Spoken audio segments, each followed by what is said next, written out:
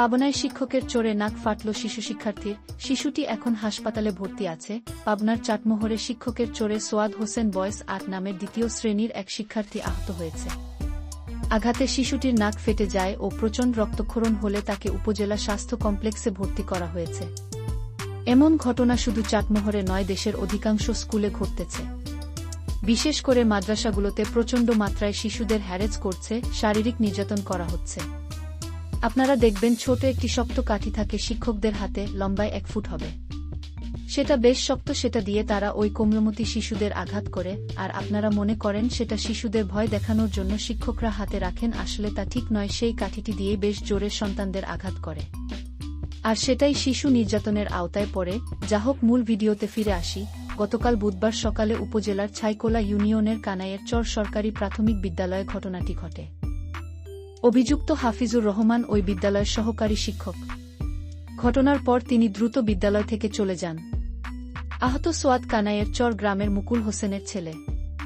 বিদ্যালয় ও স্থানীয় সূত্রে জানা গেছে, গতকাল বেলা 11:30টার দিকে ক্লাস চলাকালে শিক্ষক হাফিজুর রহমানের অনুমতি নিয়ে বাইরে যায় সোয়াদ। ফিরতে দেরি হওয়ায় শ্রেণীকক্ষে ঢোকার সময় ক্ষিপ্ত হয়ে তাকে চড় মারেন হাফিজুর রহমান। এ ঘটনায় সোয়াদের নাকে আঘাত লাগে এবং সাথে সাথে প্রচণ্ড রক্তক্ষরণ শুরু হয়। পরিবারের সদস্যরা তাকে স্থানীয় চিকিৎসকের কাছে নিয়ে যান। সেখানে রক্তক্ষরণ বন্ধ না হওয়ায় পরে তাকে উপজেলা স্বাস্থ্য কমপ্লেক্সে ভর্তি করা হয়।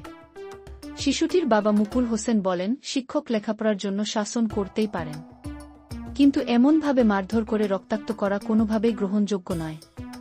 আমি এর সঠিক বিচার চাই। বিদ্যালয়ের ভারপ্রাপ্ত প্রধান শিক্ষক জাকির হোসেন বলেন, ঘটনার সময় আমি অফিসে ছিলাম না। পরে খবর পেয়ে ক্লাসে গিয়ে দেখি সোয়াদ বাড়ি চলে গেছে।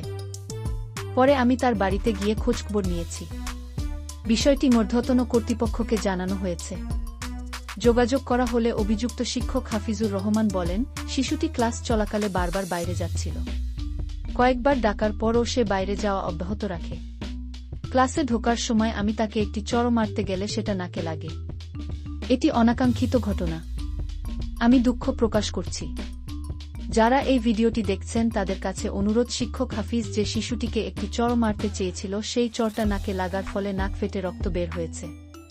কথা হলো, ওই শিশুটিকে শিক্ষক হাফিজ চড় মারার মতো সাহস কিভাবে পায়, কিভাবে চিন্তা করে যে শিশুটিকে চড় মারতে হবে। তার মানে হলো সেই স্কুলে এখনো 2025 সালে এসে শিক্ষকরা ছাত্রদের শারীরিক আঘাত নিয়মিত করছে। বিষয়টি উপজেলা শিক্ষা অফিসারকে চ্যানেলের মাধ্যমে অবহিত করা হবে। আর আপনারা নিজেদের মতামত কমেন্টে লিখে এই নরপশু শিক্ষকের কি বিচার চান সেটা কমেন্টে লিখে জানান।